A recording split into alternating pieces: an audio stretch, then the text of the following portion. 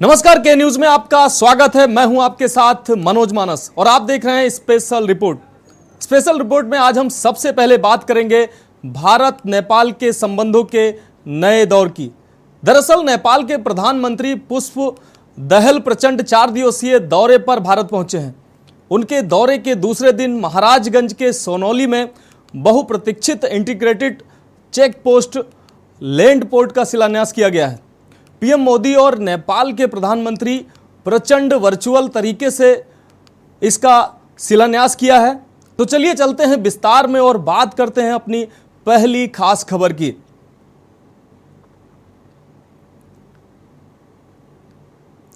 हमारी पहली खास खबर है भारत नेपाल संबंधों का नया दौर।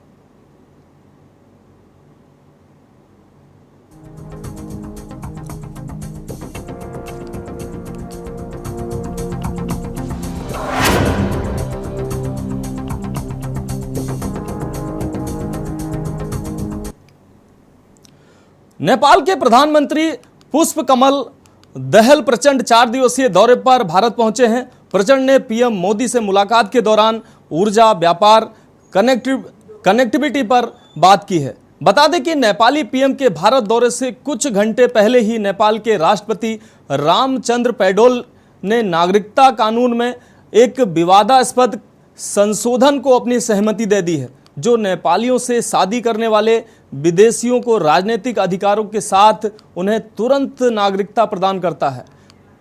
चीन नेपाल के इस कानून का हमेशा से विरोध करता रहा है और माना जा रहा है कि नेपाल के इस कदम से वो नाराज है।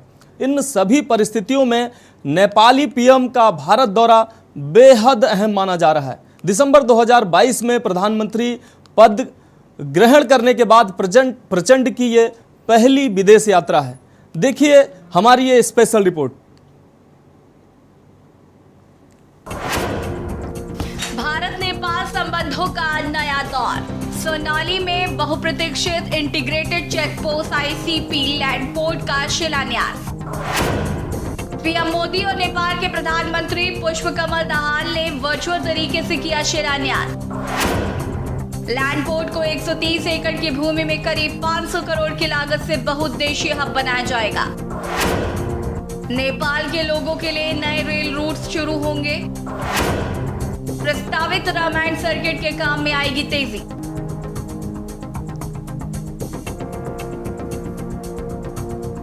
भारत और नेपाल के बीच प्रस्तावित रामायण सर्किट के काम में तेजी लाई जाएगी। भारत पहुंचे नेपाल के प्रधानमंत्री पुष्प कमल दहल प्रचंड और पीएम मोदी से मुलाकात में यह फैसला हुआ।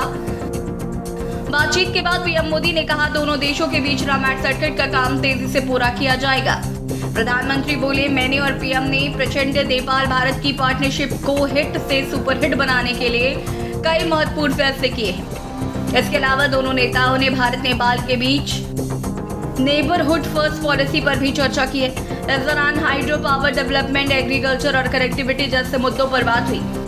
प्रेस कॉन्फ्रेंस में नेपाल के पीएम प्रचंड ने कहा कि मेरी मोदी जी से सीमा विवाद को लेकर भी चर्चा हुई। मैं उनसे अपील करता हूं कि इस मामले को द्विपक्षीय बातचीत के जरिए सुलझाया जाए।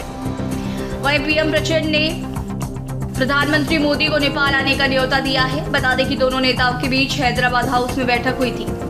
वहीं महाराजगंज जिले में भारत नेपाल सीमा के सोनौली में बहुप्रतीक्षित integrated check post land port का शिलान्यास प्रधानमंत्री नरेंद्र मोदी और नेपाल के प्रधानमंत्री पुष्प कमल दहल ने वर्चुअल तरीके से किया। इसके अलावा नेपाल के भैरहवा में भी आईसीपी का निर्माण का भारत करवा रहा है, उसका शिलान्यास किया गया। कार्यक्रम के दौरान सोनौली सीमा के केवसलिया गांव में बन रहे इंटीग्रेटेड चेक पोस्ट पर केंद्रीय वित्त राज्य मंत्री और जिले के सांसद पंकज चौधरी के साथ जिला विधायक, नेपाल के अधिकारी और जनप्रतिनिधि मौजूद रहे। जिले की भारत नेपाल सीमा पर बन रहे इस लैंड पोर्ट को 130 एकड़ की भूमि में करीब 500 करोड़ की लागत से बहुउद्देशीय हब बनाया जाएगा। इस परिसर में करीब 21 अलग अलग कार्यस्थल बनाए जाएंगे। इसमें terminal building, entrance gate Bharat और Nepal cargo terminal, quarantine building, warehouse, import export, cargo parking, staff barrack, rest room, fire station, cargo yard बनाना जाना है। इस दौरान केंद्रीय वित्त राज्य मंत्री ने कहा कि आईसीपी बनने से दोनों देश में व्यापार में तरक्की होगी। देखिए, हमारे क्षेत्र के लिए और देश के लिए एक बहुत बड़ी उपलब्धि है आईसीपी खुलने से, जो एक बहुत दिन से यहाँ पर पेंडिंग पड़ा था। लेकिन आज हमारे यशस्वी प्रधानमंत्री और नेपाल के प्रधानमंत्री प्रचंड जी ने उसका शिलान्यास किया। उसके लिए हम सब में बहुत ही प्रसन्नता व्याप्त है। और कहीं ना कहीं इस आईसीपी के खुलने के बाद से जो हमारा ये पिछड़ा हुआ क्षेत्र था, आज कहीं ना कहीं एक कैंपस इसको मिला है। और जो हमारे भारत में जो विदेशी नागरिक आते हैं या जो हमारा माल वाहन जाता है, जो समस्या होती थी, असुविधा होती थी, कहीं ना कहीं आज एक ही कैंपस में, चाहे वो कस्टम का क्लियरेंस हो, चाहे इमिग्रेशन का क्लियरेंस हो, एसएसबी का क्लियरेंस हो, ये सारे क्लियरेंस एक जगह पर होंगे। और कहीं ना कहीं सरकार ने इस आईसीपी में वो भी व्यवस्था की है कि जो हमारे हज़ारों की संख्या में ट्रक ड्राइवर्स रहेंगे, कर्मचारी रहेंगे, और साथ ही साथ गाँव के लोगों के लिए भी एक हेल्थ फैसिलिटीज़ भी यहाँ पर निश्चित तौर से बनेगा। और जो हमारे विदेशी मेहमान आते हैं, जो पहले आते थे और कहीं ना कहीं असुविधाओं का सामना उन्हें करना पड़ता था, उन असुविधाओं से उनको छुट्टी भी मिलेगी। और ख़ास तौर से इस आईसीपी के खुलने के बाद भारत नेपाल का व्यापार और गति पकड़ेगा और हमारे संबंध और प्रगाढ़ होंगे। प्रधानमंत्री मोदी ने कहा 2014 में नेपाल की पहली यात्रा की थी, तब मैंने एक हिट यानी कि हिट फॉर्मूला दिया था। इसमें हाईवे, आईवे और ट्रांसवे शामिल था। मैंने कहा था कि हमारे बॉर्डर दोनों देशों के रिश्तों में बैरियर नहीं बनने चाहिए। आज मैं कह सकता हूँ हमारे संबंध हिट है। नेपाल के लोगों के लिए नए रेल रूट्स शुरू किए जाएंगे। इसके अलावा वहाँ के रेल कर्मियों को ट्रेनिंग भी दी जाएगी। वहीं नेपाल के पीएम प्रचंड ने कहा कि मैं चौथी बार भारत दौरे पर आया हूँ। मैं पीएम मोदी को भारत की सत्ता में 9 साल पूरे करने की बधाई देता हूँ। उनकी लीडरशिप में भारत में इकोनॉमी सहित सभी क्षेत्रों में तेजी से विकास हुआ है।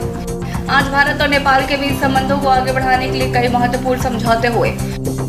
प्रचंड को चीन का करीबी माना जाता है। उन्होंने कई बार भारत विरोधी बयान भी दिए हैं। दरअसल प्रचंड को 2009 में पीएम पद से इस्तीफा देना पड़ा था, जिसकी वजह वो भारत को मानते हैं। प्रचंड ने नेपाल आर्मी चीफ रुकम्बगढ़ कटवाल को पद से हटा दिया था। भारत इसके खिलाफ था। भारत के गतिरोध के बीच इन्हें इस्तीफा देना पड़ा। इसके बाद उनकी नजदीकियां चीन से बढ़ने लगी। इस्तीफे के बाद वो कई बार चीन के निजी दौरे पर गए। प्रचंड ने कहा था कि भारत और नेपाल के बीच जो भी समझौते हुए उन्हें खत्म कर देना चाहिए। 2016-17 में प्रचंड के हाथ में सरकार की कमान रही। इस दौरान उन्होंने कहा था नेपाल अब वो नहीं करेगा जो भारत कहेगा। हालांकि नए दौर में भारत नेपाल के बीच जमी बर्फ अब पिघलती हुई नजर आ रही है। स्पेशल डेस्क के न्यूज़ इंडिया।